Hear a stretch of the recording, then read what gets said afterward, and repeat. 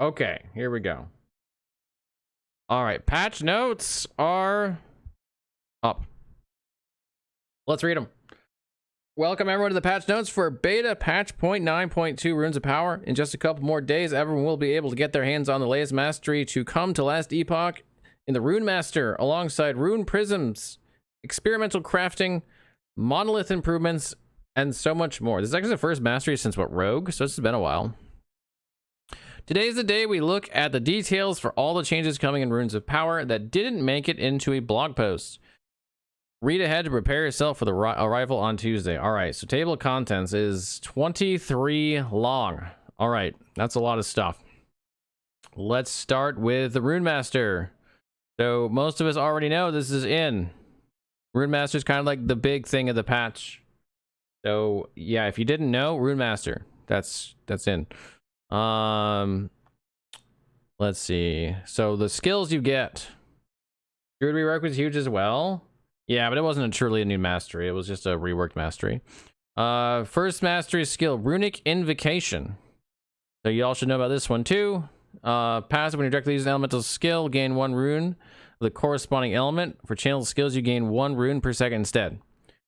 Active, consume all your active runes to cast unique invocation based on the combination and order of runes used. Use Tri-Ellie Nova. Do you get all 3 runes? No. You get 1 at a time, if I remember correctly. We actually change this music slightly. Epic might be a little bit too strong. It's classical.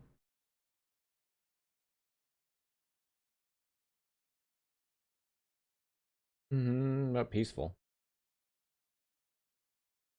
Try peaceful. Maybe get a random one. I think it goes in an order, but I can't remember. All right.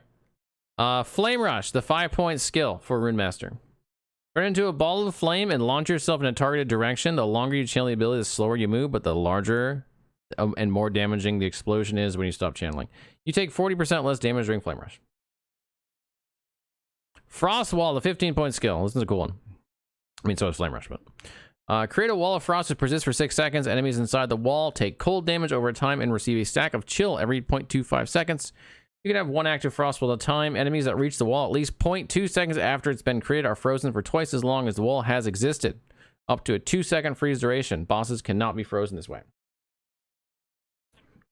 The 30-point skill is Rune Bolt. The combo spell that fires piercing projectiles. The first part of the combo is fire, the second lightning, and the third is cold. 35-point skill is Glyph of Dominion. Place a lightning glyph on the ground that grows over time, deals lightning damage over time, and slows in its area. At full size, it detonates, dealing large amounts of lightning damage to enemies within its area. You can have a maximum of 1 glyph at a time by default. We also have Frost Claw. In response to early feedback from the Rune Master Mastery, missing the ability to quickly and easily generate Hio cold runes early, we have added a new low-level, spammable cold spell for all mage masteries. This is also my favorite. This is my favorite one, and I will be playing Frost Claw on launch. What's a Rune Master? What's this game? Where are you? Who are you? I don't know any of those answers. Any of those questions. Added new base of Cross Claw, unlocked at level 12 as a mage. Fires 3 projectiles in an arc to a targeted location to create a burst of frost. Added spell damage applied to the burst of 100% effectiveness, and has a freeze rate of 40. There you go. This is a cool skill. Rune prisons and experimental items. The first of our stuff to go explore the map for. Rune prisons are randomly occurring encounters in the campaign and endgame, similar to shrines. When you click on a rune prison, it opens to free the exiled mage inside, who is a mini-boss with a random set of abilities that will attack both you and other enemies in the zone. Experimental items. If you drop these, defeating the exiled mage allows you to find experimental fixes, which have unusual effects and are crafted in an unusual way. Each exiled mage drops an item with experimental fix. Experimental item affixes can drop from tier 1 to tier 7 and can be used for legendary crafting when exalted. Pretty crazy they can drop to tier 7. Items can only have 1 experimental fix at a time. Experimental fixes cannot be removed with the rune of removal. Experimental crafting.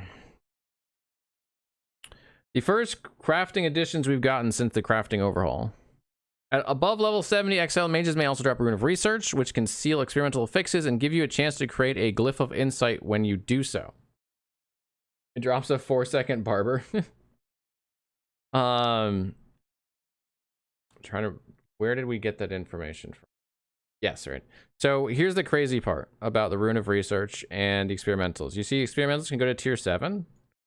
Tier 7 can actually be sealed by Rune of Research. So you can actually seal a tier 7 experimental affix, guaranteed with a Rune of Research, which is pretty crazy. That might open up some possibilities. Glyph of Insight can, as the next one you get, can be used to craft experimental affixes onto your items. The exact affix you add and its tier are determined by the numerical properties of your item, but exactly which properties decide the outcome and how is something you'll need to discover through experimentation. This is an interesting thing that it's going to be very interesting to watch the community try to figure out how to best use insights, like what all the other stuff means, the numerical properties. How that affects what you're gonna get. I legitimately don't know. So it's gonna be, I don't think anybody knows. It's gonna be very curious to see. One shot and lost caches. This is the second exploratory mechanic that they've added. So they've added 2 exploratory mechanics, 3 if you count one shot and lost caches as different. They're not really, they just, I mean, they are, but they show up exclusive to each other, if I remember correctly. I think lost caches or like campaign, and I think, I mean, one shot or campaign. I think lost caches are late, maybe not. I had a one shot. Well, I know one shot's only campaign. One shot and lost caches, a new type of discoverable that are essentially more exciting chests. There are 2 types of item cache. One shot caches exist in specific locations in campaign zones. The first time you open one on a character, you get specific loot from it, but on subsequent occasions, it'll just give you some weaker generic items. Lost caches spawn randomly in endgame. Okay, so this is not in the campaign. You get the full loot from them every time you encounter them. They contain random related items. High level and level, the item can use that? Maybe. Don't know. If one player opens, you're talking about the crafting material, right? If one player opens a cache, it only opens it for players 16 meters around the cache. For other players, it will still appear closed. They can open it for themselves later on in that instance of the zone or in another instance of the zone in the future. This is to prevent players accidentally missing the one-time loot for a cache because they weren't aware of it. So like if they open it, the mini map will go away so they won't see it. That's what they're talking about there. We wanted items from fixed cache in the campaign to be special in terms of stats and lore connection without requiring a full unique item. To do this, we've added personal items, which are rare items with a personal affix. Personal affixes do not drop naturally and completely define the name of the item, e.g. an astrolabe with an Usanui's personal affix will always be called Usanui's astrolabe, regardless of the other affixes, and it will be a pale yellow color. Personal items are intended to be useful leveling items for specific builds that you may want to go out of your way to pick up, but are not intended to be particularly viable in endgame. Personal items drop with no forging potential, and their other affixes are predetermined. It'll be interesting to see how these are used, as they are very specific. Very specific. If some of them are gonna be like super OP and you're gonna always want to get them, or if you only want them with certain builds, or if you'll even care. I'm very, very curious to see. So uniques, not really, kind of, but not really, because they're just like a specific affix on them. But I guess some of those affixes can be out from uniques, sort of. Wonder if you can shadow the affixes. You cannot. You cannot shadow the affixes. There's no way to get the affixes. Mind you, of Grim Dawn corpse items. I think the idea might have actually been I think Grim Dawn might have been the inspiration for these, because I've heard multiple times Grim Dawn come up as something kind of like this. Localization. So this is the first time the game's going to be in any language other than English. Added language support for simplified Chinese, French, German, Korean, Polish, Brazilian, Portuguese, Russian, and Spanish. You can now change the game's language and settings, gameplay interface. This setting is separate from chat language, which determines what chat channels you connect to. Game's text now be displayed in French, German, Spanish, Portuguese, Russian, Korean, Chinese, or Polish. This localization is still early. There will be bugs to fix and translation improve upon. Let us know what you think. You're currently Grim Dawn Season 5. Now it's offline as you can't play LE. A bomb players rejoice. About localization? I don't know what it's got to do with bomb players, but okay. Monolith of Fate. Some pretty good stuff in here. Improve the layouts of most monolith scenes. Reduce backtracking by making some older echoes more linear, adding connections where echoes previously were dead ends, and removing some dead end paths. Reduce size of many large monolith echoes. For example, Alpine Halls is about a third the size it was before. Thank you, EHG. Thank you. Thank you so much. Yeah. Alpine Halls was a almost guaranteed skip, and now it won't be. That's great. Updated many player spawn points, added new ones to create more variation. Use Echo. Increase the pack size of enemies and monolith echoes. This is, I think, about like 10% or something. So it's not like a huge difference, but it's a little bit different. Made some monster spawners more compact to make groups of monster spawns closer together. 1 second. Overworked, undersleeping, apparently. Matt, we have more to do here in the future. This is a first step towards better balanced endgame monster density. Brazilian friends will have nothing to complain now. That's what you think. Players are good at complaining. All right. So yeah, this is all good stuff right here. Like, this is all improvements to the monolith, to the endgame, especially the maps. I think that's nice. Ambushes. Remove the ambush that features 2 Covenants of Dominion. Won't miss that one. Added a new ambush that contains 2 forged soldiers.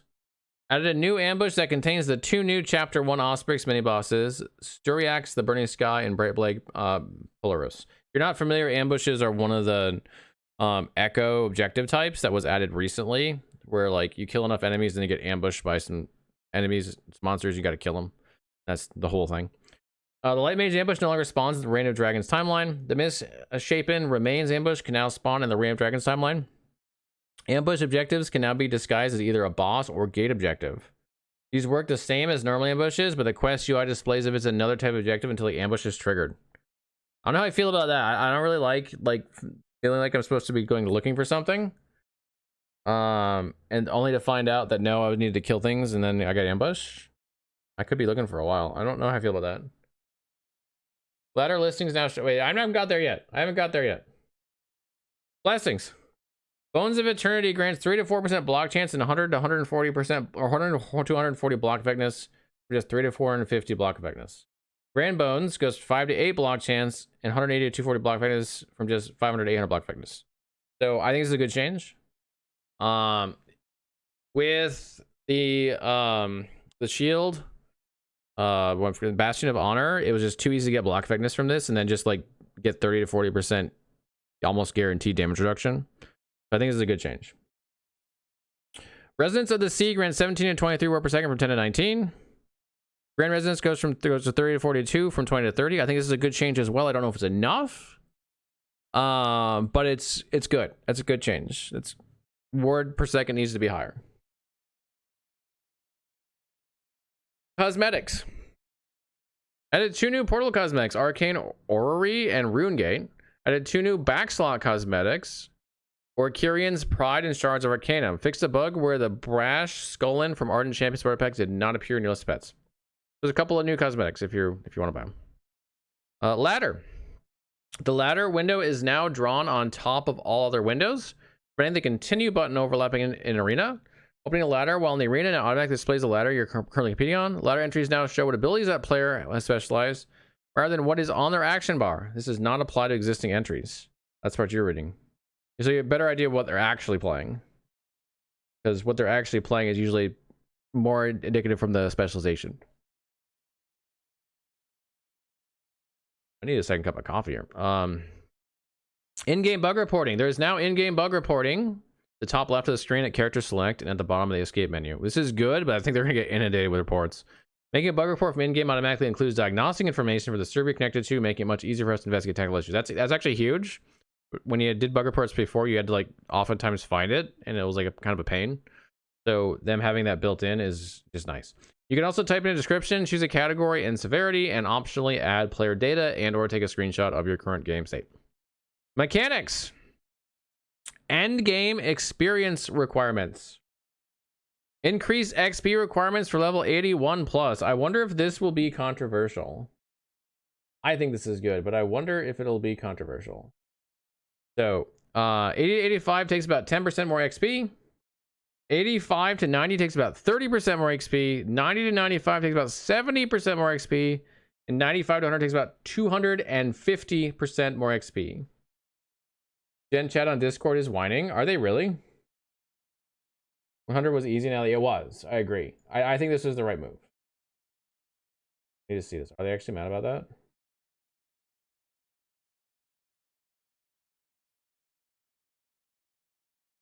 Yeah, they're definitely talking about it. Okay, interesting. Been talking about this for years. They have been. What's up, Andrew? Yeah, they have. And also, if they're going to continue to deepen the end game, which they're already doing it somewhat here, like they're adding some end game stuff, the more and more they deepen it, the more and more it makes sense to make it 100 farther away. To show how easy it was, yeah, it was very easy. Give it a more D2 feel, which in your opinion is good. Yeah, and PoE. PoE also takes a lot longer. The changes to Monolith Echo layouts do result in higher XP gain than before, but these changes are intended to increase the time it takes to level up in endgame, so the leveling process doesn't end so abruptly compared to the late endgame item hunt. I'm going to go really quickly just start my coffee, and then be right back.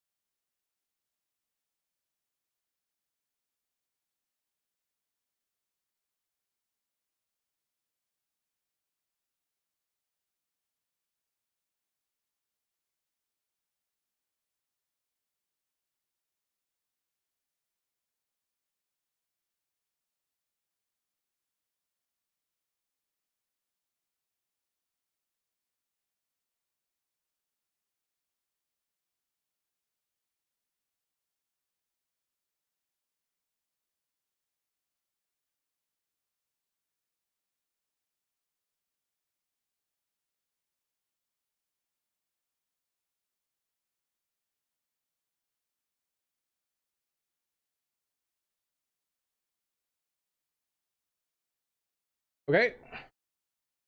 Region selection.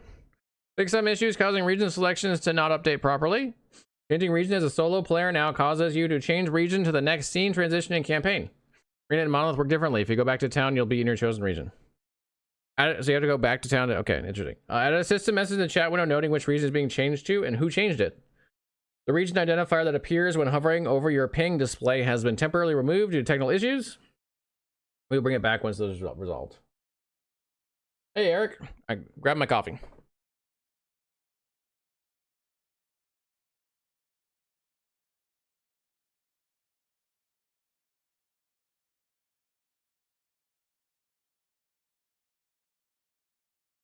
Okay.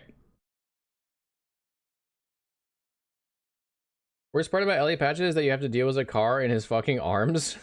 His arms. Idiots around the level you would normally get to empowered. You also get more XP from higher density and powered monos. Yeah, you will. It'll be slower, but it won't be that much slower. Yeah, coffee is good this time. Bro, I need so much coffee lately. I'm just apparently oh wow. What was I saying?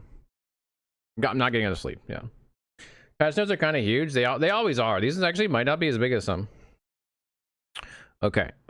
Grace period. Damage and vulnerability. Fix a bug with 15-second countdown could start before the client was fully connected to the server, potentially leading to being dead in arrival. Yeah, I've seen that happen. Moving during the 15-second countdown now ends the grace period after 2 seconds rather than immediately. Players with grace period active are no longer targeted by enemies. That's nice. Improved how time remaining is displayed in the grace period. That's all good. Vitality. It's randomly vitality. Each point of vitality now grants 6 health from 10. Badge. Each point of vitality now grants 1% necrotic and poison resistance instead of 2% increased health regen. Good? Probably good? You're not a fan of vitality changes? I'm not a fan of the loss of health, but I mean the resistance will be better for most builds. That's fire. Patch notes don't remove the NDA on testers, or does it? You technically are never really you're never removed NDA on the stuff you tested on the CT unless it becomes public. So like things that you did in there, like specifics you're not supposed to talk about. But like public information you can talk about. Don't need healthy, don't get hit. True, Toby. Good for Void Knight, bad for everyone else. Why is it bad for everyone else? You don't like the part where it's in BG3? That's too bad. Snacklight's a straight nerf. You wanted the health regen? Yeah, I guess that makes sense. Other changes. Your character list is now ordered by when that character was last modified. That's just nice. Because before it's like you gotta find it. And it's just at the top. Your character can now change direction more quickly for a brief period of time after starting to move. It improves positioning responsiveness. Minions now follow you through player portals, fixing issues where they would get stuck behind in zone transitions. Climbed down at the start of Imperial Majelica. Change minion AI so they no longer run back and forth and give them an enemy target outside their normal leash range. Good. Oh yeah, that's true. Acolyte does have good necrotic and poison, true. You don't need extra health when a bomb has a good AI. Do they nerf Necro Summoner at all? I don't think so. I mean, we'll see. I don't know what else is in here. Sorry, you're gonna need me to affirm your unreasonable expectations. Then you need to go to the Starfield Reddit and complain about the game, and then someone will affirm your unreasonable expectations. There you go. Okay. So here we go. Minion stuff, sort of. Minion skills. All minion skill tooltips now say that minions can be given commands the A key. Okay. When your minions are given a move, attack, command of the A key, there is now a visual indicator of the location of the command. Slight typo there. So now you get a visual indicator where that's actually nice. That's a nice quality of life. Necro best class. Arcane Ascendance. Everyone's favorite skill that basically locks you in place. Shocking Expanse grants 40 shock chance from 30. Slow Breathing grants 12 reduced mana drain from 10. Cosmic Insight grants 15% increased cooldown recovery from 10, but is no longer multiplicative with other sources of increased cooldown recovery speed. Buff unless you had more than 50% increased cooldown recovery speed from other sources. Mana Sturge grants 6 mana and kill from 5. I feel like they don't understand why people don't play Arcane Ascendance. It's got nothing to do with any of those nodes at all. Assemble Abomination no longer prioritizes attacking enemies near the player. It will instead target the enemy nearest to itself. This will avoid issues where the Abomination struggles to reach enemies in densely packed groups near the player. It will overall improve its killing speed slightly due to spending less time traveling the next enemy attack. A-bomb buff. Rapacious Protection now also causes the Abomination to prioritize enemies close to the player, restore the original defensive behavior. A-bomb buff? A-bomb buff, right? It needed it? Totally. Totes need it. Yeah. This music is too slow. I think this is part of the reason why we need to go back to the fast stuff. Go. Try this. I think we need to do Epic. I think Epic's the way to go. The big black hole buff. Let's look at it. Base damage and damage effectiveness per second increased to 18 and 300% from 7.5 and holy shit. From 30, that's almost 10 times damage buff. They're a mildly interested playlist. That's for the BG3. Or a bad pilot is what helps you. The time dilation grants 25% chance to blind every second from 10. Rifts no longer grant less damage dealt from 10% less. Increased cooldown recovery speed increased from 20 to 10. Now grants 50% less polar, 50% less pulse strength from 10 reduced for both. Okay. They nerfed Twisted Heart and Reactive Ward. Oh, did they? Oh, we gotta check that one out. That's interesting. You take that back, I will not. Black Hole Meteor legit? You'll tell my wife? Don't do that. Absolute Zero grants 25% chance to chill every second from 5. Max points reduced from 4 to 5, so you get 100%. Heat Wave grants 2% ignite chance per second for every 1% uncapped fire res from 20 ignite chance per second. Okay, that's gonna be a buff for most people. Easily. Because like you just need 10 and you're at 20. The ignite per uncapped fire is kind of interesting. That is. Cascade Fracture no longer says second black hole is half as effective. This reduced effectiveness was never applied. Ah, so we didn't even know it was better. We had no idea. Armageddon no longer adds 200 to black hole's mana cost. Now uses Meteor's Tree, and the damage modifiers of black hole's tree no longer apply to the meteors. Consumes Meteor's mana cost for every meteor cast by black hole, but will now cast Meteor while you have negative mana. Holy shit. That sounds fun, man. That sounds like a potentially fun build right there. Who's playing that one? Who's playing Black Hole Meteor? Will not? Oh, will not. Okay. Okay, not quite as fun. That's all right. You just cast it, then you just mana strike the shit out of everything, or you just stand there while it's casting, and you're running focus the whole time, and like you won't run out. But you can actually focus while black holing meteor cast. What kind of nerd won't try meteor shower with black hole? Well, meteor is a good band name. True. Fixed a bug where if you had 1 point in binary star but less than 3 points in scorching, you could not allocate infusion. Infusion grants 18 ward per second from 10 and can have 5 points allocated, man. Massive grants 15% increased area and can have 4 points allocated for 5. Deep space grants 90% freeze rate multi from 75, but can have 5 points allocated from 6. Gravity's Guile grants 35 fizz damage per point from 5. Wow, that's another huge buff. I wonder if there's like an actual black hole damage, because like this right here, 35, and then like the 10 times damage effectiveness almost. Holy, that's just a huge difference. Scorching can have 5 points out from 6. Flame can have 5 from 6. Supermassive 4 from 3. Heat wave requires 3 points in flame from 5. Drifting singularity requires 1 point up to 0 from 2. There you go. Lots of stuff changed in black hole. All right, bone curse. Black hole looks kind of legit even without meteor. True. Cursed Limbs has new functionality. After directly casting Bone Curse, you also cast Bone Curse on hit for the next few seconds. I think directly casting is new on this, right? But Bone Curse costs more mana. This effect can't occur more than once per second.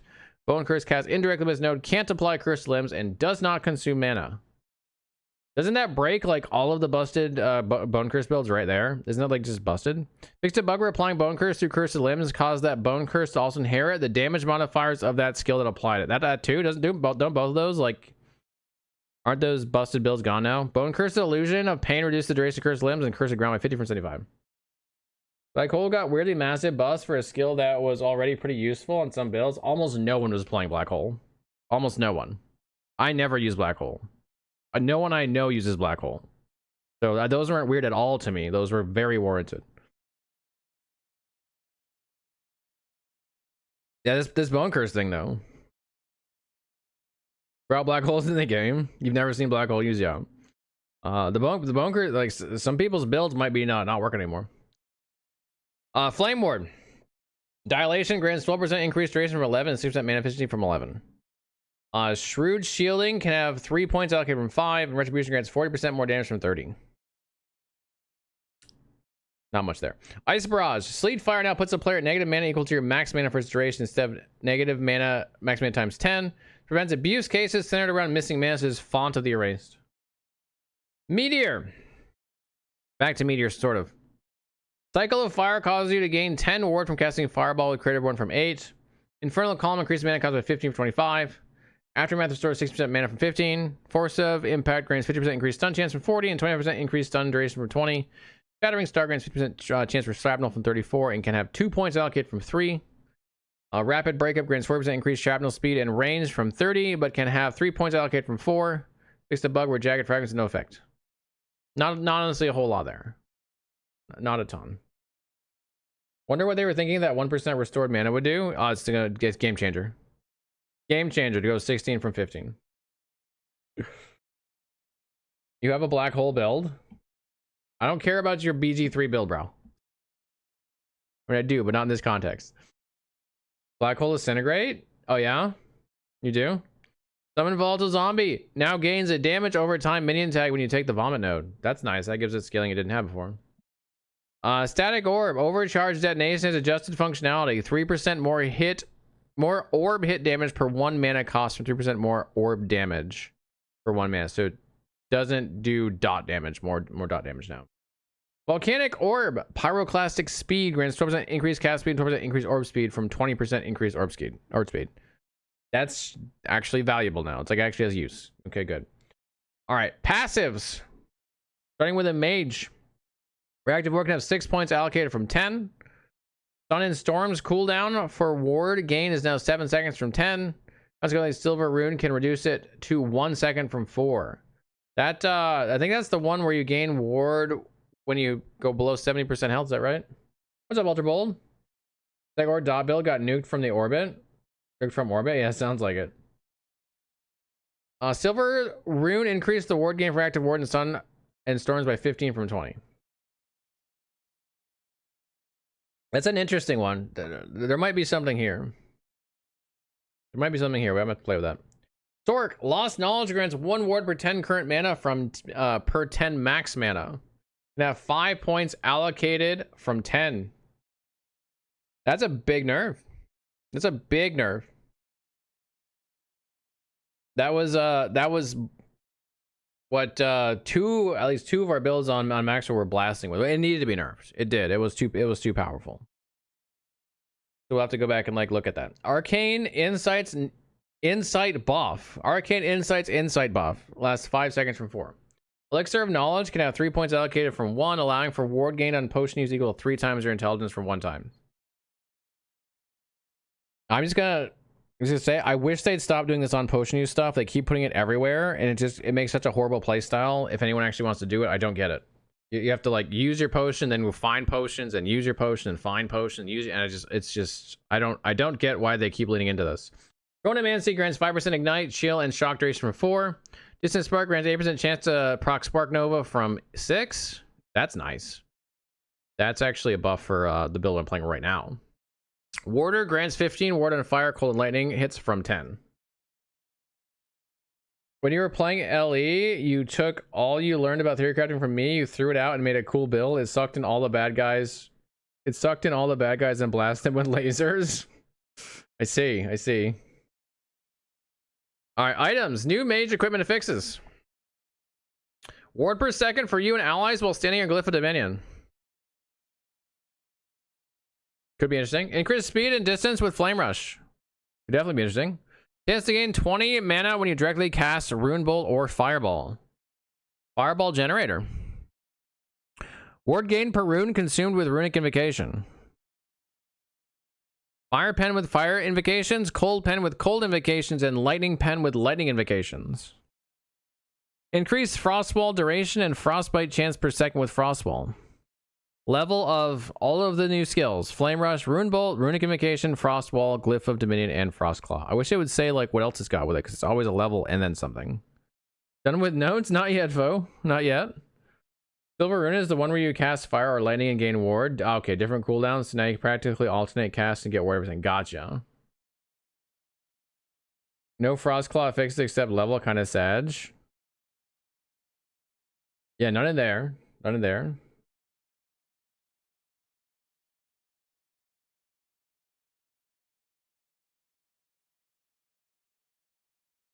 Sorry.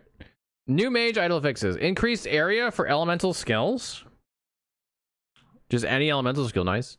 Ward per second for you and allies while standing in Glyph of Dominion. So you get lots of ward per second from Glyph of Dominion standing. Ward gain per rune consumer invocation. Mana efficiency and elemental pen with Frostclaw. There's your Frostclaw one. There it is. It's just an idle. Elemental bees per 10 seconds. Elemental bees per 10 seconds. That should be interesting. I'm curious what's going to happen with that. So wait till your rant, not content related though. I gotcha. But Photon, what's up, dude? Bees.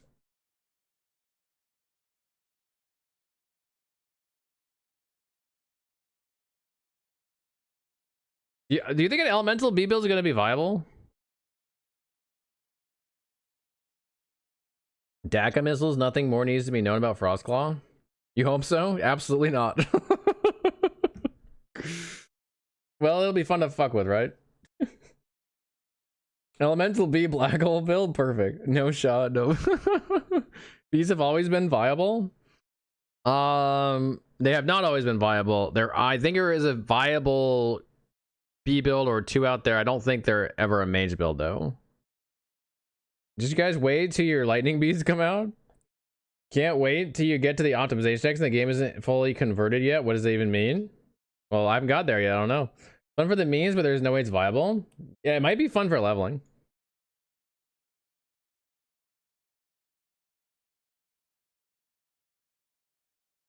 One sec.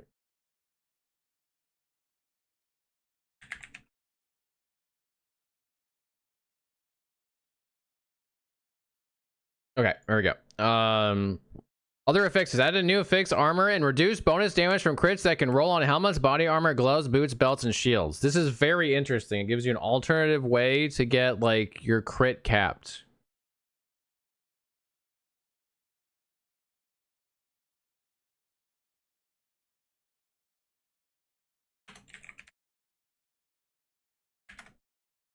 Maybe you should be more positive. Ward per second affix changes. Now also roll off Catalyst, Acolyte helmets, and Acolyte body armor from only rolling on Mage helmets and Mage body armor. That's pretty cool. Is now more significantly more common, but still uncommon overall. Starts dropping from level 22 from 39. Is slightly weaker at tier 1, about 30% stronger at higher tiers. Renamed to warding. That all sounds good. I hope ward per second is actually good now. I feel like it's still really hampered. Like there's like a little bit of it that's good early on, or not even early on, but like there's a little bit of it, and then you hit those diminishing returns really fast. And there's no point in like building any more of it. But I do like that they're trying to get ward per second to be more meaningful, because if you're building ward retention, it makes sense that you should want ward per second more than health. The idle mage ward per second affix now grants 12 to 40 ward per second from 11 to 30. It has been renamed to warding. The idle mage chance to gain 20 ward melee hit affix now grants 10 to 22% chance to make it to 20 has been renamed of quartz. The idle mage mana spent gained as ward affix now grants 12 to 40 of mana spent gained as ward from 10 to 35. Getting into ward stuff this batch? They are. Want ward per second per rune? Let's just keep the nesting going.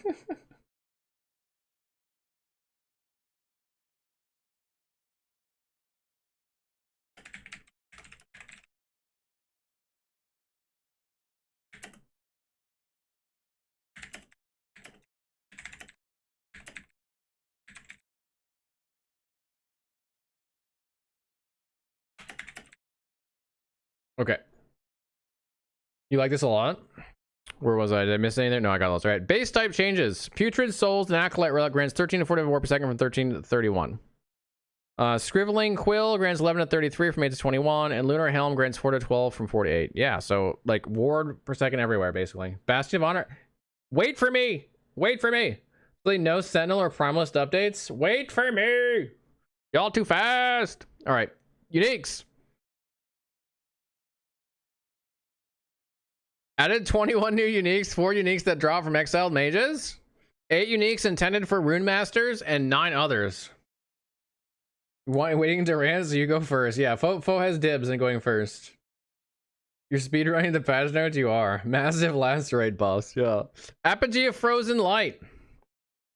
Now grants minions 14-20% cold and necrotic damage to chilled enemies from 1833. Is that more or increased? I can't remember. Now grants minions 24 to 38 chance to chill attackers on hit. Expending a stack of Frozen Vengeance grants minions 24% more damage to chilled enemies from 30. I've never played with that one, actually. Apostate Sanctuary no longer grants 8 to 14 mana necrotic. No longer grants 340 to 480 health. Now also grants 6 to 10 vitality. Isn't this an Acolyte item? Also grants 2 health per vitality.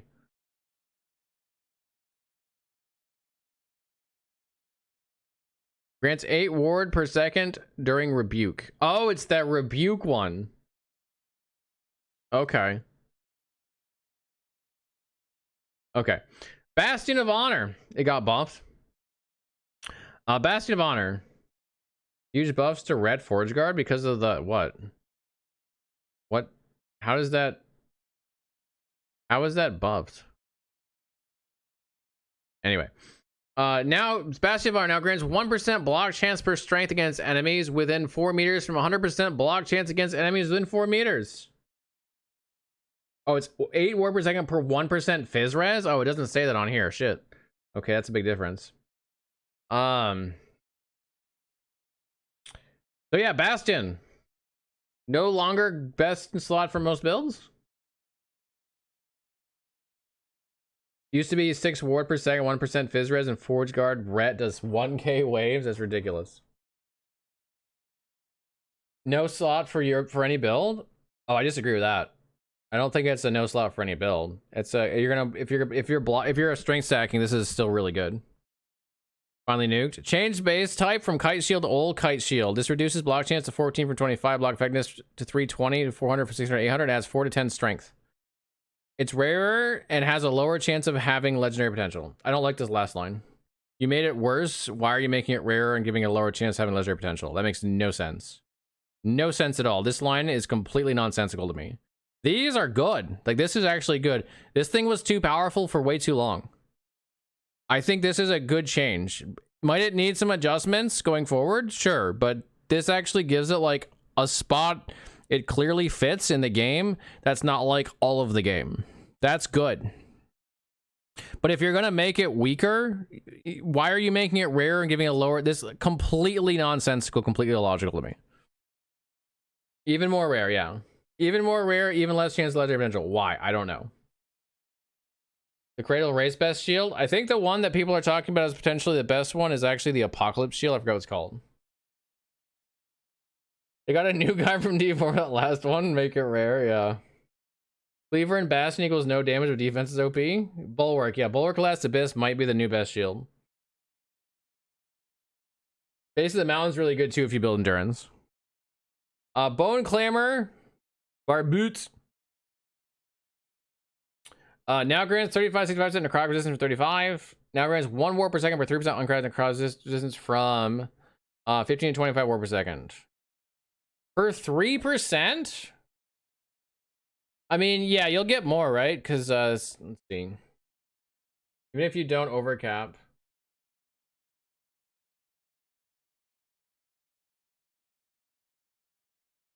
You get 25. You get the top end. So Quiet doesn't find a 2 LP one first week of patch. It needs to be rarer. Is that what you're saying? Yeah, this is like technically this is a buff. I don't know if it's enough.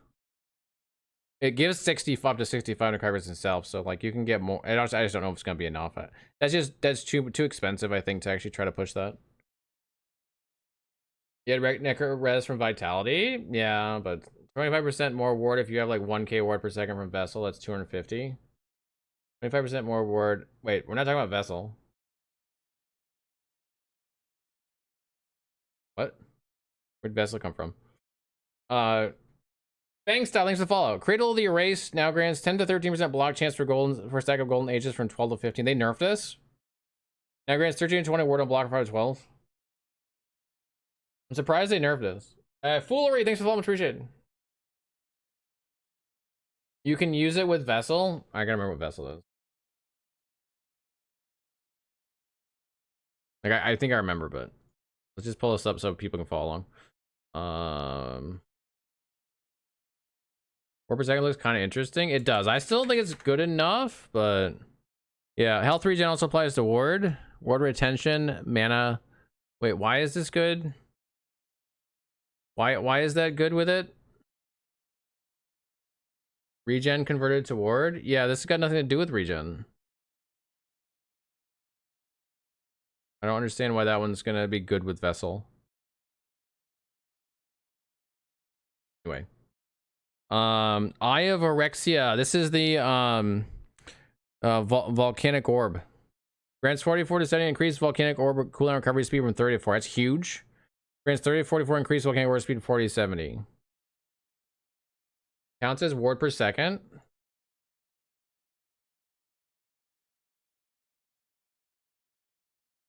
Okay, but what does that have to do with Bone Clamor, which is just going to give you a bit more ward per second with uncapped necrotic? Volcanic orb looking sweet. Galcor buffs. Melee, speaking of Galcor, the melee version of detonating arrow has 49% more area effects. When moving to melee attack with detonating arrow, you stop 22 meters further away than from your target. This is probably good. This isn't needed, right? Like, wasn't this thing already doing insanely large area effects? Like, wasn't it like screen wide before?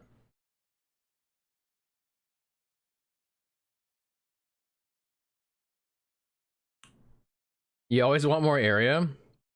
Delcor buff was needed. This part, right? But not this part. It was the wrong buff. Yeah, that's what I was thinking. No, they needed to make it like so you don't have to go up their butthole. Maybe this helps. One shot the whole mono. They need to boost the attack range. Yeah, exactly. Yeah. Is this that? I think this is kind of that, but not by much. Still not the limited area ballista. All right, Twisted Heart. But you hit the whole mono at once. Now grants 10 to 13% current health converted to ward on elements and necrotic spell cast from 12 to 16. That's a nerf, but it's not that much of a nerf. Now grants 10 to 16 strength from 12 to 16. Minor nerf. Now grants 10 increase attack speed from 6 to 12. Okay, so that's a minor. This is still, I think, probably the same tier as it was. Is good nerf, yeah. Like this thing was OP anyway. It's still really strong. Like I'm still planning using it to build. My first build is probably gonna use this. So get Rex slab. The slab reduced block chance from 56 to 60, from 52 to 55. Block chance by. Oh wow. Grants 35 to 65 health. Were they worried this is gonna be OP now? Because of the blessing on your slab build? They keep fucking with the slab, and I don't know why. It's never been anything more than complete garbage tier. I don't know why they keep messing around with it. Like, let it be good for once. I still don't think it was good, but why are we messing with it so much? It's so weird to me. Who's that one guy using slab, right? Other internal QA slab builds. Coral Aegis now also grants 1% block chance per shock on the attacker. That's interesting. That's another 10% block right there. Could have been some MP abuse cases. Like what?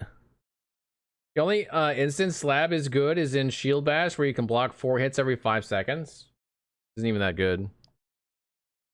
Other uniques. Added new 3D models for Dragonflame Edict, Lich's Scorn, and Torquefin's Hunger. Updated the 2D art for Beast King Stormbreaker. Fixed Harthanon's Vow missing its unique 3D model. Flame Ward for 5% block. It's still not enough though.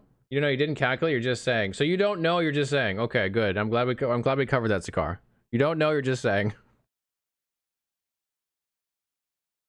Only good to block one-shot deaths that are 100% hit based. Yeah. Player visuals. Added a new set of rogue armor visuals. They're good in caps. Okay. New set of rogue armor visuals. Updated all rogue animations using a new rig. Honk honk. New rig. Also updated run animations for Acolyte, Primalist, and Sentinel. Also death animations for Mage, Primalist, and Sentinel. We're not going to talk about the death animations yet. I'm just going to let you guys see the death animations. You tell me what you think. Just say they're controversial. Adjusted the size of the Mage, Rogue, and Acolyte. They get swole. Skeleton minions now have physics on death and had their size adjusted. Updated the size of volatile zombies. Sound. Never saw death animations in his channel. Do they coom on death? Reworked sound effects for Primal Wolves and Primal Bears. Reworked the sound effects for Dancing Strikes. Reworked the sound effects for the bow version of Flurry. Reworked sound effects for Detonating Arrow. Updated the sounds for when the player is stunned. I think they doesn't even make a sound anymore. Something like that. Updated environment background audio throughout chapter 4. You think you can break slab? Oh god. Chat. Okay, please in here say something about when you disable chat, it's actually disabled. Scrolling up in chat now prevents the chat window, moving down to show the most recent messages. However, the chat messages you've scrolled to will be overwritten once enough new messages are received. When typing a chat message is now color-coded, the channel will be sent to. Pressing the up arrow key in the chat inbox will retype your previous message. Added info about item linking in the chat page. Okay, nothing in there about fixing that. Maybe it's under bugs. You chill. Duffo, you chill. Towns were re-enabled live last week. While playing solo, entering a town will now match you with other players in the same region, so you can meet other players in the Terra. If you find yourself already in a party, you will instead be given a town instance for just your parties. You guys can see all my beautiful cosmetics now and want to buy them. Congratulations.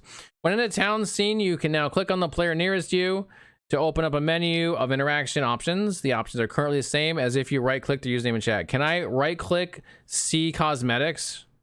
That would be useful. Under bugs? Oh, thank God. Thank God. That's the one spoiler I'll accept. Campaign. Updated the presentation of various quests throughout the game. Examples include dialogue improvements, small zone layout changes, visual effects and animation timing improvements, adjusting, removing quest pulses, additional lore notes. This is about the point in the patch notes where I'm going to say they're not quite the same size as the Diablo 4 Season 1 patch notes, I know. But we'll just have to accept that they're like 3 or 4 times longer. Sorry, guys. They're just doing more work, I guess. Did they ever fix the bug where creating new character delete older characters? That's a good question. Greatly improved visuals throughout Chapter 4, Chapter 6, Chapter 7. Update the visuals you click on for zone transitions. Improve multiple zone transitions that were hard to click. Improve texture quality for NPCs throughout the game. Enemies! Lagoon! Everyone's favorite boss, Lagoon, aka Lagon, reworked phases 1 and 3 of the Lagon boss fight, both campaign and model versions. Oh my god, we've only been asking for a rework of Lagon for about 7 years now. The game's only been in in development for like 5 or 6. You can no longer directly attack Lagon. There are instead 2 large tentacles, one at each end of the arena, that share health with each other and with Lagon.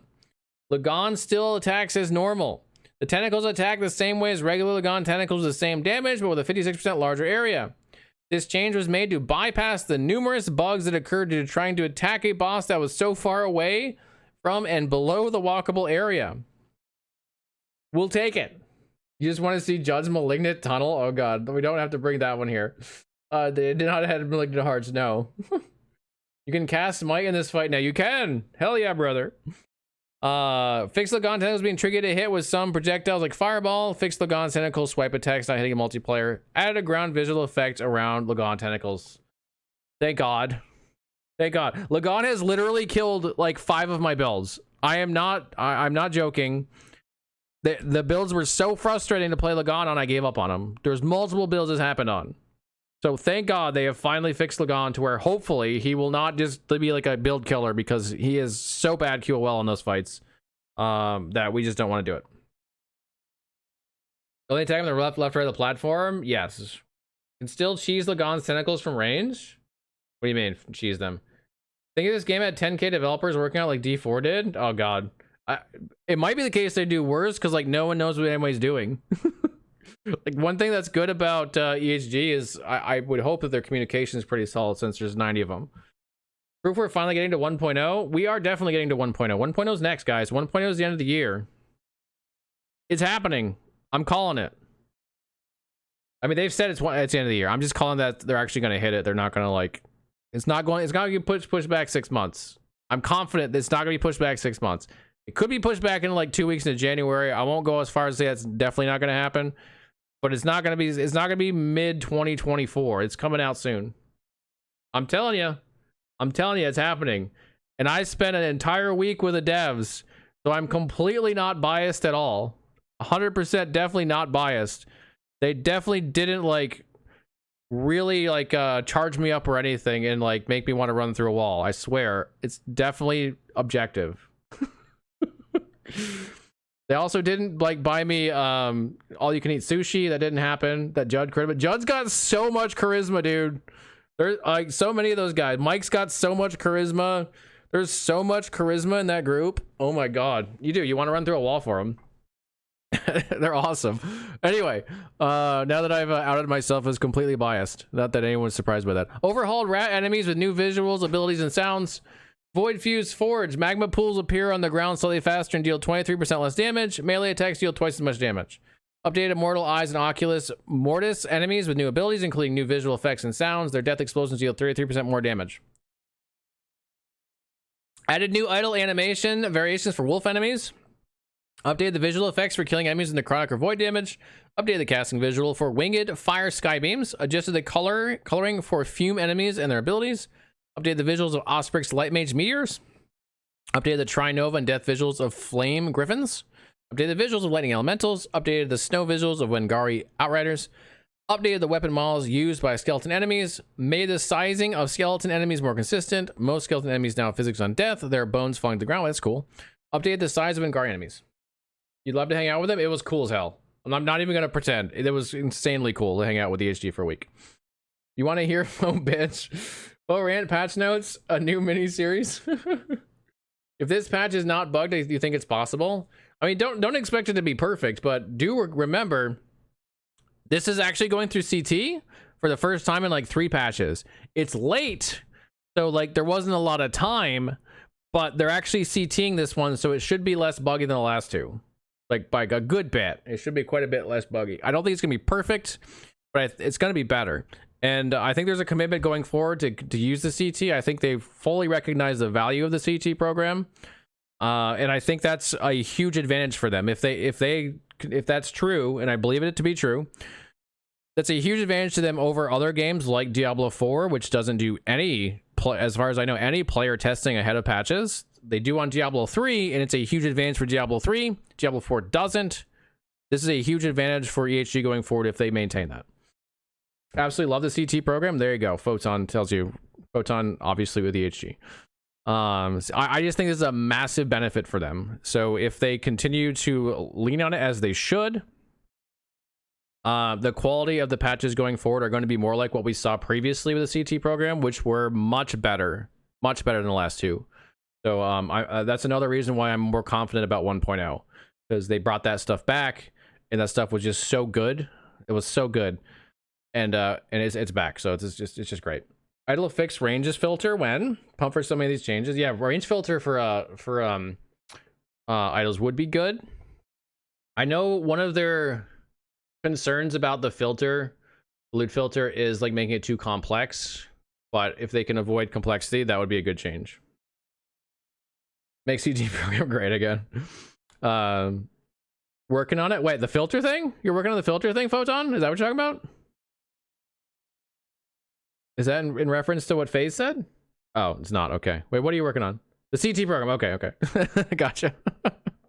Okay, that was not a leak. That was just CT related.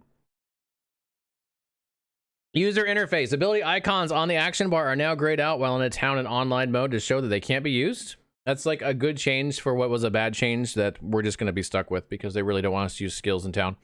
Added a shine effect to ability icons when they come off cooldown.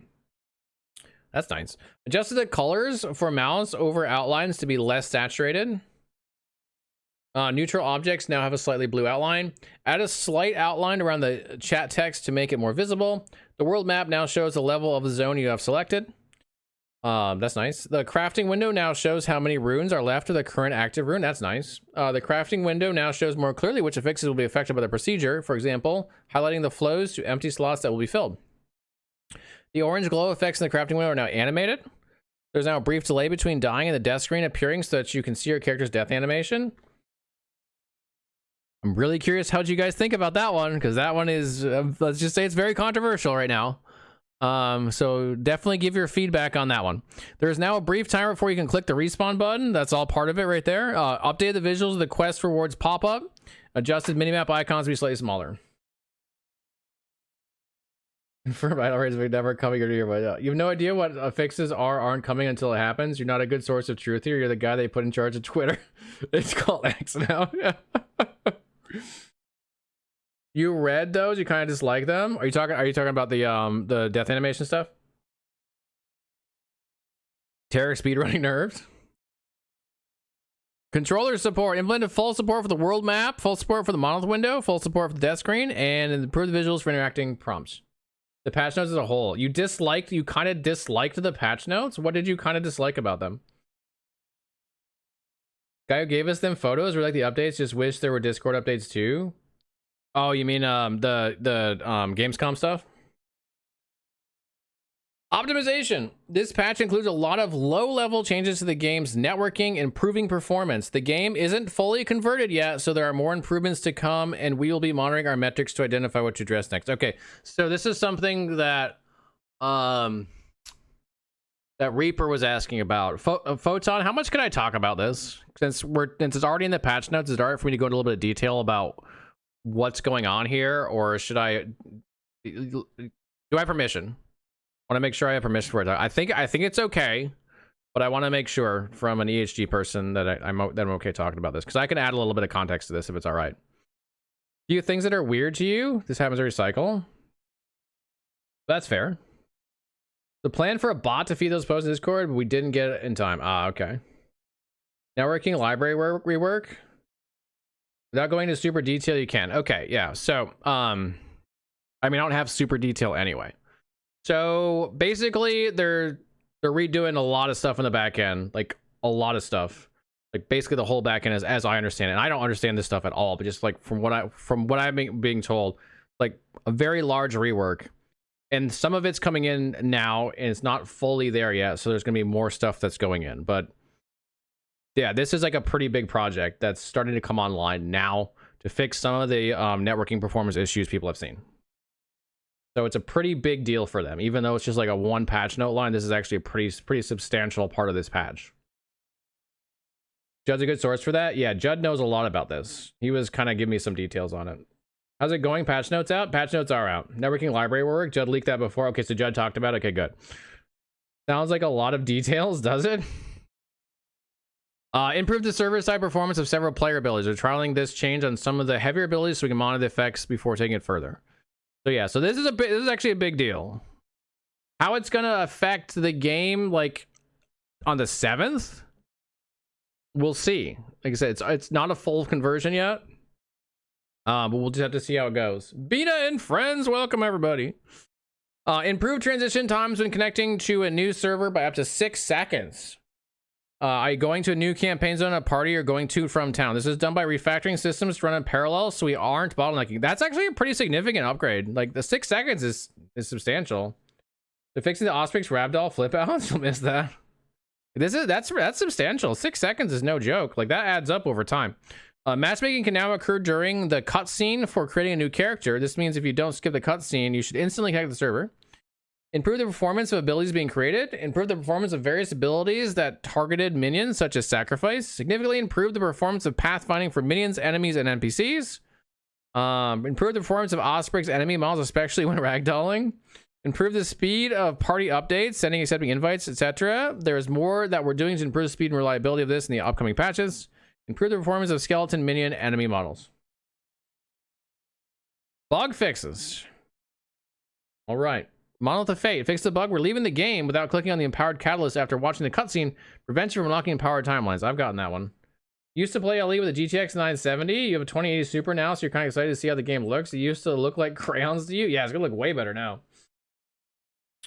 Fix the bug where unlocking a timeline while in a party with another player would cause you to unlock all the timelines they had unlocked. That's a nerf. Fix the bug where timelines could sometimes be unlocked for players joining another player which had already unlocked them. Another nerf. Fix a bug in offline mode where town portaling next to the timeline catalyst in the Monolith of Fate and then returning through the portal could lock the player into a cinematic for the rest of that play session. I didn't get that one. Fix quest pulses in the ransacked camp, not updating after the first quest step. Chat. This is the big one. Fixed a bug where chat is disabled could be shown in the chat window when it was actually enabled. Thank you. Thank you so much. Oh my god. I think that's the only one I care about in there. Yeah, that's all I care about. You play a 2080 Super, you're gonna enjoy it. Nice. Gameplay. Fix a bug which rarely causes players to join campaign servers with players they were not in a party with. This hasn't happened for quite a while. We fixed the root cause. I didn't know that was a thing. Fixed a bug where a failed attempt to transition to a zone could rarely become completed after loading a different character, causing the second character to go somewhere unintended. Fix a server-side bug that caused players to be stuck in the connecting or entering zone name state for a long time despite the failure happening quickly. I wonder if that's what Reaper was getting right there. That sounds like exactly what Reaper is getting. So it looks like it might be fixed. Needed upgrade. You had 970 and a 3900X CPU. It was hella bottleneck. Yeah, for sure. Fixed a bug where return portals were created after going to town via a town portal inside a dungeon. Being able to re-enter a dungeon was unintended and the dungeon would be uncompleted anyway. Fixed a bug where the 15-minute AFK timeout would not trigger in some cases. Fixed a bug where some emerging enemies would be invisible if you joined the server after they emerged. Fixed a bug where certain non-kill effects would not take tag changes from skill trees into account, e.g. a chance to cast fire or unkill with fire skills would not work with the fire conversion of Surge. Most on-kill effects did not have this problem. Fixed a bug where dungeon abilities temporarily disappear when going to a new floor of the dungeon in offline mode. Fixed a bug where one player respawning would remove the respawn button for all other dead players. Oops. Fixed a bug where if the respawn button appeared over a waypoint, clicking the button would open the world map instead of respawning you. Some of these bugs you want to see in action, right? The bug where Reaper could log into the game. Give it my thoughts on vitality change. Yeah, we talked about it. It's not like a super crazy change to me. I mean, the loss in health from 10 to 6 is pretty significant, and it's worse for acolytes now who actually would rather have regen than the resistance is. But for a lot of classes, the resistance will be better, especially if you're running a leech build. So it's like it depends. By the way, I found an interesting bug the other day. Could have enabled F to F trading between hardcore softcore. Towns currently allow hardcore softcore to share a town due to bug. Oh, interesting. Logging in Isn't a problem, it's the game runs like shit. Well, you were talking about before that the biggest problem was that you weren't loading in when you were supposed to be, and there's a bug in here that sounds like exactly what you were experiencing. So hopefully this fixes that bug for you. Face to face, gotcha. Skills. If you specialize in a skill and then refund your passive such that you no longer have access to the skill, your specialization tree no longer applies. If you regain access to the skill, your specialization tree will apply again. So that wasn't working that way, I guess. Immediately impressed, your brain instantly went to leech. Well, yeah. Because it, you know, you don't need the regen. Fixed detonating arrows hit detection working incorrectly, causing it to deal damage to targets it shouldn't. Interesting. I have a brain. Well, that's debatable. Fixed a bug where converting summon Spriggan to cold gave it a cold scaling tag instead of a cold minion tag. Oh, interesting. This change means it will now be affected by effects such as +3 to cold minion skills, such as from Apogee of Frozen Light. The new armor and CA affix, is it pre or suffix? It's suffix, I believe. It should be suffix. So anything like that is usually suffix. Specialized thing is affixed to old EQ bear. Oh, really? Okay. Not brain, Brian. Oh, you said Brian? Oh, he did. He did say Brian. That's true. Where was I? Fixed a bug where static orb's skill icon did not display an inactive cold or lightning tag when its current element is lightning or cold respectively. Fixed frenzy totem's icon being grayed out on the passive tree until you spent 30 points in Beastmaster. It was still usable at 25, just grayed out. Fixed a bug where flame ward cast on allies that appear in an incorrect position on the player. Fixed a bug where Maelstrom's visual effects did not increase in size when its area was increased. Fixed a bug where the active ability for summon Scorpion lasted too long when converting to lightning, causing it to deal damage if the visual effect finished, even if the Scorpion had moved. Fixed a bug where fire aura stacks could be endlessly sustained by casting teleport. Really? This fix also resolves other cases where some effects could last longer than intended. Interesting. Bee buffs? Fixed a bug where bees per 10 seconds stats result in slightly fewer bees than intended. Oh, okay. See, bees are viable now. Elemental bees, yes. Yes. Lightning bee, just like the sound of lightning and the sound of bees together could be like crazy. They kind of have similar sounds, don't they? Bees builds are viable. Fixed a bug where leaving a crafted legendary in the eternity cache would prevent you from being able to craft a legendary next time you ran the temporal sanctum. You now take out the previously crafted legendary and then make a new one. Fix a bug where you downloaded everyone's stash. Wrong game. Visuals. Fix the origin point alignment of ability visuals for the rogues Ballista, Void Wings, Void Touch, Grolls, Void Husks, Festering Cultists, Skittering Undergrowth, Frax, Rotflies, Lagon, and Herot. Origin point. Okay. The alignment. Okay, interesting. I didn't know those were off. Fixed outlines on mouse over not working correctly for Flame Wraith minions. Balthas in Keeper's Vault and Cliffside, Zarek in Magician Heights, and some Void Fused armor enemies. Fixed a bug where plated gauntlets were invisible on rogues. Fixed a bug where unlocking a waypoint did not always play the activation visual for the waypoint. Yes, I'm familiar with that one. Holy crap. Hunter, that's a lot of stuff. Originally envisioned Rune Master, we had also looked at golems for the mastery, and we don't want to leave out mentioning it. Yeah, that's from earlier. Yeah. Adds elemental bees to mage. Yeah. Wait, are you complaining they're giving you minions, Hunter? Are you complaining about them giving you bees? The new copy pasta? Maybe. There's like a very small group of people who are really mad that Rune Master doesn't have minions. It's a really small group, but they're loud. Where was I? Fixed lightning effects displaying incorrectly for lightning primal wolves. Squirrel. Because they breathe through the mouth. No, it's not because they breathe through the mouth because they like minions. Let's not be you think of the word insulting. They just really like minions and they thought they were gonna get a minion one, which is understandable, but most people just didn't care for those minions. You agree with Mac? No. Where's your mage bee scaling? Oh, I don't know about that. That's a good question. They need a unique for it. Maybe it's one of those 21 uniques we haven't seen yet.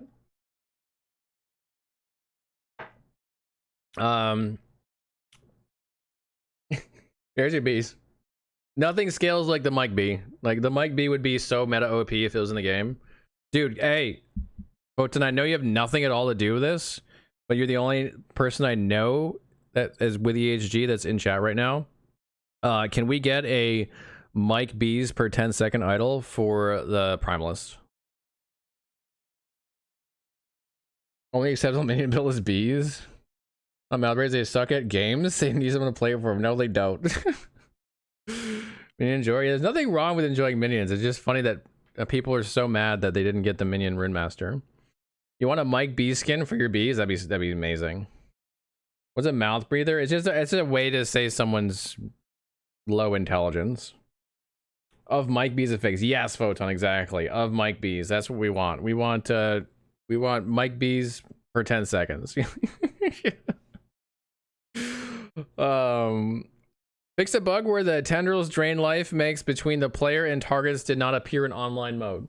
Fix a bug which caused items to appear in the background of character select when switching characters.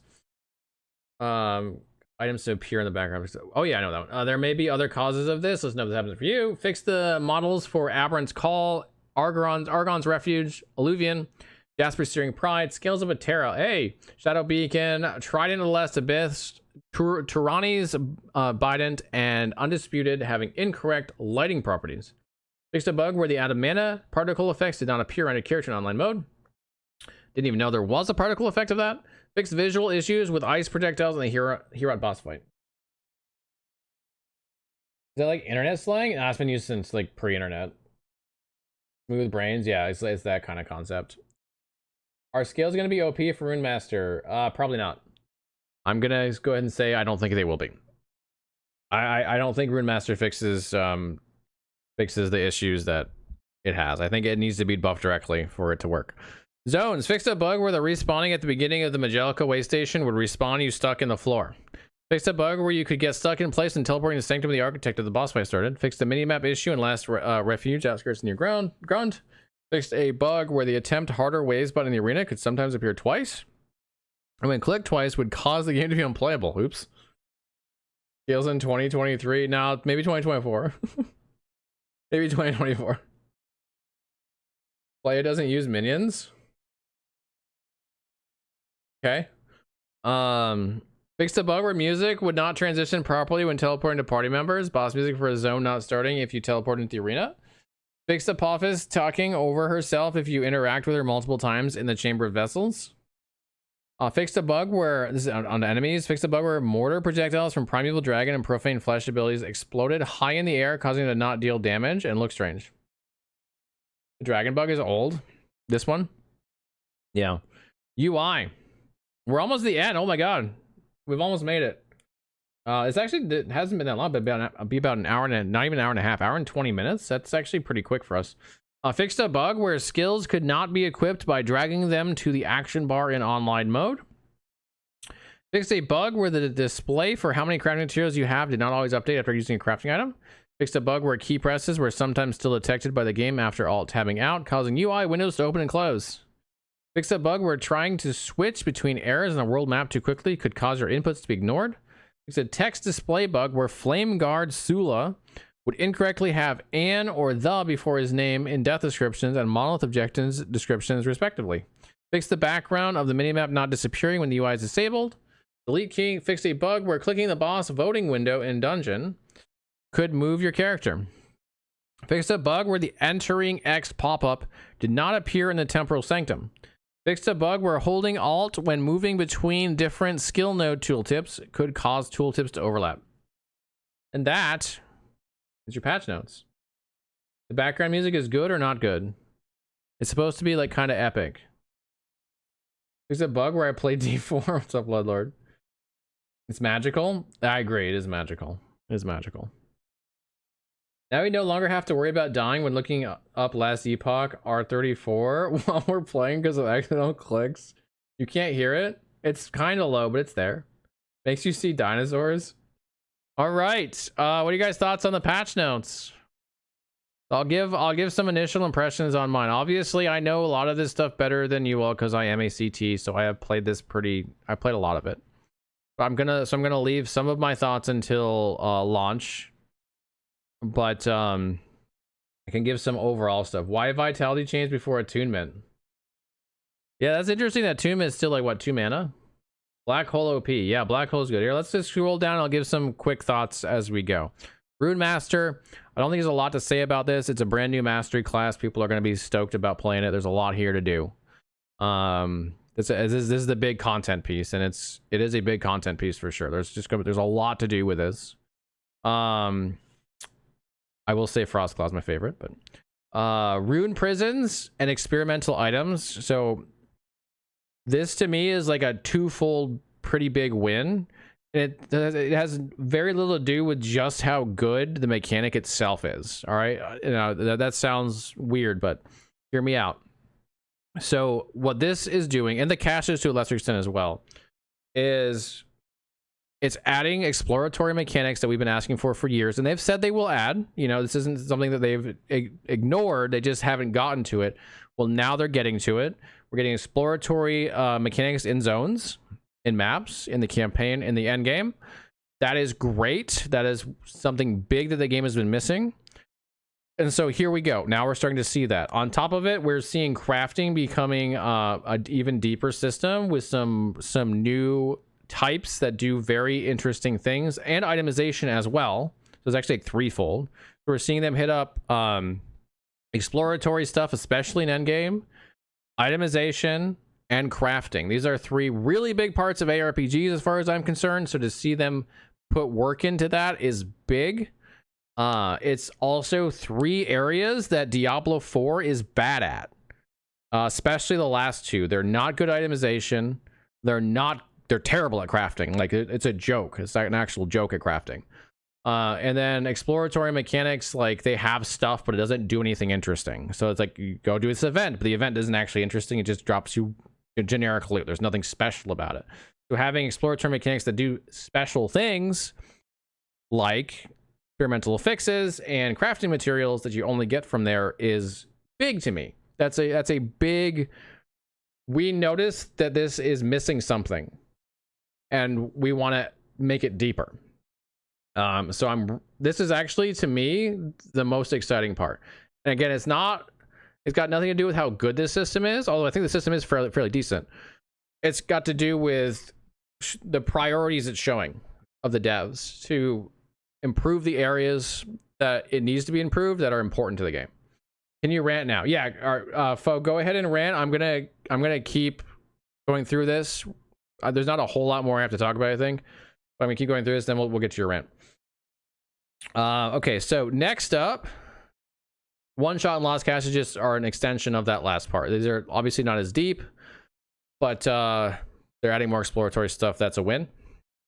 Localization, I think, is like low-key good. Like, or not good, but it's obviously good, but low-key important, especially after being in Germany for a week and seeing just how many people don't speak English. And this game is pretty popular in Germany. So to see localization come online is good. It's just a good thing for the game. The Monolith of Fate changes, I think, are really good. Monolith is far from a finished product. But this is all stuff, in my opinion, that's going in the right direction. Again, it shows that they're taking the feedback and actually doing things about it. The maps, especially, like changing the size of the maps, is a pretty big deal. So more to do here, of course. This is not to say that Monolith perfect now, not by any means, but it's all stuff that makes the Monolith better. Let's see. The ward stuff is good. I don't know if it's going to make ward per second like meta, but it's good. They're recognizing that ward per second wasn't very good and needs to be improved. The experience requirements is good. The game needs to have a longer like tail, like a longer chase, or in multiple ways, and this is just one of those ways. This is going to be a positive for the game. Let's see, what else do we have? The vitality change, I honestly think it just depends on what you're playing. Some people are going to hate it, some people are going to like it. It just depends. Let's see. The black holes stuff is really interesting. I'd like to see there's very likely a build here now, at least one build, maybe 2 builds for black hole. That's really cool. I didn't mention the uniques, but every patch 21 uniques is nice. You know, there's gonna be 21 uniques in the game. That's gonna be nice too. That adds a lot to the game. There's not a ton of balance changes here, but there probably didn't need to be a ton right now, so that's fine. And the things they did hit, some of them they hit pretty hard. Like the black hole buffs is really big. The bone curse fixes, these are effectively fixes or nerfs, are really big. So there's a couple of really nice ones here. There's definitely some other stuff they could have done, but the ones they did, there's some solid ones. Also the lost knowledge change was big. Like that just needed to happen. As sad as it is, it needed to happen. Let's see, what else do we have in here? I think that's the major stuff. Yes, the uniques. That's the major stuff. Bastion honor change is really good. It needed to happen as well. Some of the stuff that was just broken OP is getting fixed, and they're like these are legitimate fixes. Like Bastion is clearly not meta now for anything that doesn't strike stack. It clearly not. Bone curse, as far as I understand, is clearly not, but is not going to like create broken OP stuff anymore. These are great changes to the top end of the game, which definitely needed it. So it's good to see. Hounds being back on is like, maybe it's not like a big deal for most of us, but like that was like clearly a significant technical hurdle they overcame. It looks like it works now. That's good. That shows they're making progress on the technical side of multiplayer. The campaign stuff's gonna be all nice. Lagon is huge. Like this is actually really big. Lagon working right means it won't break builds. It won't super frustrate people like it was. That's all positive. Let's see here. I don't have a lot of negatives, honestly. The optimization stuff is going to be, you have to wait and see. I still think this is the most underrated line in the entire game, or the entire patch notes right now. This is the one that people hopefully will notice the most if they were having issues. Like if it's doing what they want it to do and really significantly improving the online experience, this and whatever other online improvements they make at the same time. This is the one to me that make or breaks 1.0. Like this is it. This is the one that makes or breaks 1.0, along with the faction system being good. I have quite a bit of faith that the faction system is going to be good because we know the details of it and it all looks amazing. The online stuff being consistently good, consistently performant, especially under load, especially in multiplayer. If they can nail that by 1.0, even get it to the state where it's above acceptable in pretty much all scenarios. This is to me the #1 priority. So to see it in here is great. And this also, like there's some other stuff in here. Like clearly they're still working on multiplayer. They're still trying to make it good. They're putting a lot of effort into it. So that's all excellent. And then we should probably talk about my other favorite in here, which is the chat, the chat fix. The chat disabled, actually disabling it. that's the other big one for me. Yeah, so there's not like a whole lot of negatives for me, so I'm curious to see what Foe's ranting about. I haven't looked at that yet. I think that'll do it for like the video portion of this, so I'm gonna go ahead and cut that out, and then we'll talk in chat.